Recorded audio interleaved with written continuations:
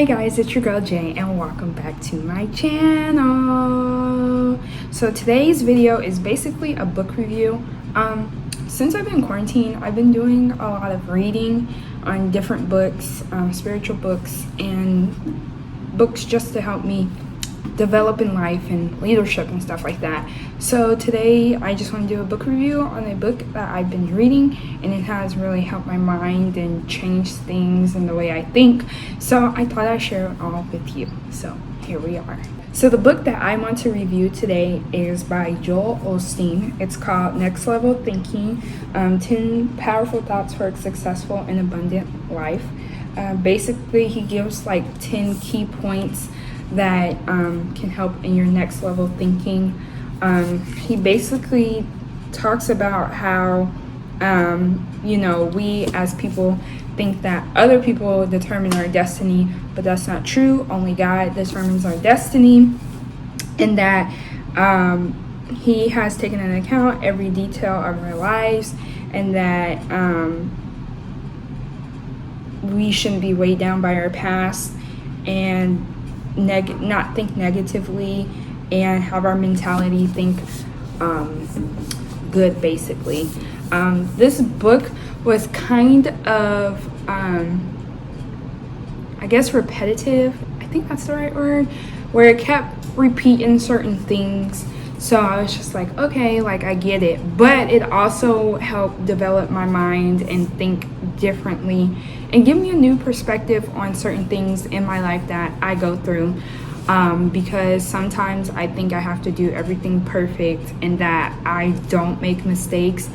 And no, that not I don't make mistakes, but if I make mistakes, like the world ends, I guess. Yeah, that makes sense. Like where I feel like the world ends because I made a mistake. That's just sometimes how I think, and it just gave me a new perspective on life of like, yes, I'm going to make mistakes. Yes, I'm human. But that's when God's grace and mercy comes in, and that I shouldn't dwell on the past and move forward in things. And there are a couple of chapters in here that I really liked. As you can see, I kind of like highlighted. Well, you can't see on camera. It probably won't focus, but like I've highlighted things in here to think. But I want to talk about a couple chapters that I really like. So there are 3 main chapters that I took from, there's 10 chapters, but there are 3 that really stuck out to me. So the first one is actually chapter 2. It's called You're Fully Loaded. And he said something in here when he was talking about basically not trying to be in competition with other people that you see in your life. And when you're on social media scrolling through certain stuff, I know sometimes our minds wander off and be like, dang, I wish I was like so-and-so, or I'm not where I'm supposed to be, because you see everybody else moving ahead, and sometimes it feels like you're not moving ahead. And so he said, he was basically saying be yourself, and that there's no grace in your life to be somebody else. And then he also quoted, when you're not trying to impress people, you're not trying to be something that you're not, then your own uniqueness will come out. And basically he was just saying be you, and nobody can beat you at being you, because you're your own self. Everybody is put, like I said before, everybody on this earth is put on here for a different reason, and everybody is different. If we're the same, like, well, what's the point? I don't know, that's how I think logically, but what's the point if we're all the same? And I think the other one, he was talking about your race is specifically for you, meaning the course that you're on and the course that God has you on is specifically for you. You're not in competition with your friends, your neighbors, your co-workers, or your siblings. The only competition you have is with yourself, to be the best that you can be and what God has called you to be. And so it made me think, like, why am I always comparing myself? So yeah, I like that one. And then the next chapter I really like was chapter 8. It's called Approve Yourself. And basically he was just saying enjoy where you are and where God has you at, because you're there for a reason. I always thought, I should be here, or I should be there, or my life should go this course. But I always have to remember my thoughts are not God's thoughts, and my plans are not always God's plans. So I always have to live in His will and whatever He has for me to do. And sometimes curveballs are thrown, and I'm just like, well, all right, God, what are you trying to tell me? Lead me to where to go. And so he quoted, God is the potter, we are the clay. He's the one who is making and molding you. It may not be happening as fast as you would like, but you don't control the timetable. So I have to always remember that it may not come when I want it to, but God is always on time, and that my timetable is not God's timetable. And then he also said to enjoy where they are while God is in the process of changing them. So as we get older, our life is going to change periodically. So I have to enjoy where God has been putting me, even though it's uncomfortable sometimes. But, we got to go with the punches of what Jesus wants you to do. And then the last chapter is actually chapter 10, which talks about remove the shame. And it talks about how God has removed our shame, and that, when we ask for forgiveness, God does forgive us, and that we turn away from the sin that we have committed. And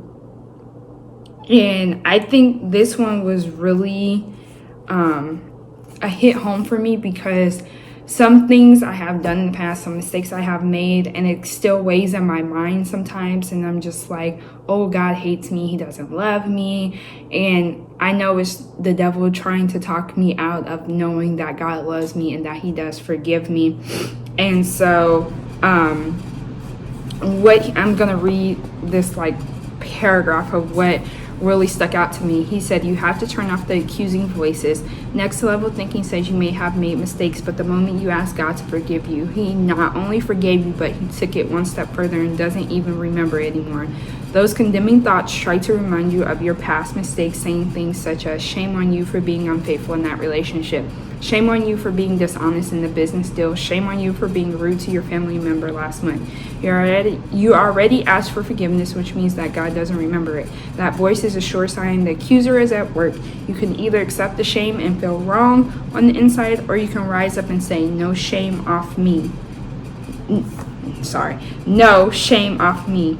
I know I've been forgiven. I know God's mercy is bigger than this mistake. If God doesn't remember it, I'm not going to remember it either. And so I think for me right now during my life is to remember that, yes, I'm going to make mistakes. Yes, I can't please everybody. And the only person I'm really trying to please is Jesus and not people. But sometimes I have to remember that God does love me. But again, when it comes to asking forgiveness, that I turn away from that sin and don't do it again. And temptation, it's going to happen. But me making that choice of not to do it. So overall, I enjoyed this book. I think it's a really good book to help you during this time, especially for me during quarantine, because my mind was everywhere and stuff was just going on. And I said, okay, Lord, I don't know what to do. And so somebody had gave me this book and I never touched it. And so I finally decided to read it. And so it has, like I said, changed my perspective and my mind on things, and learning to live an abundant life, even though sometimes I feel like poop, I guess you could say. But yeah, it's a really good book and I recommend it to people. So yeah, again, I recommend the book. If you want the book, I think you can find it on Amazon, Barnes and Nobles. I'm pretty sure Walmart has it. Like I said, somebody gave me this book, but I can put a link in where I know where some of the books are found. It's by Joel Osteen. It's called Next Level Thinking, 10 Powerful Thoughts for a Successful and Abundant Life. So thank you all for watching. I hope you enjoyed this video. I hope the book review helped if you're looking for something to read or something to do during this whole pandemic, even though things are opening up. But if you have downtime or anything like that, I think this would be a good book to read and maybe change your perspective on things happening in the world. So don't forget to like, comment, subscribe, and hit that notification bell to let you know when I will post more videos. I hope you all have a great week, and I will talk with you all soon. Mwah. Bye.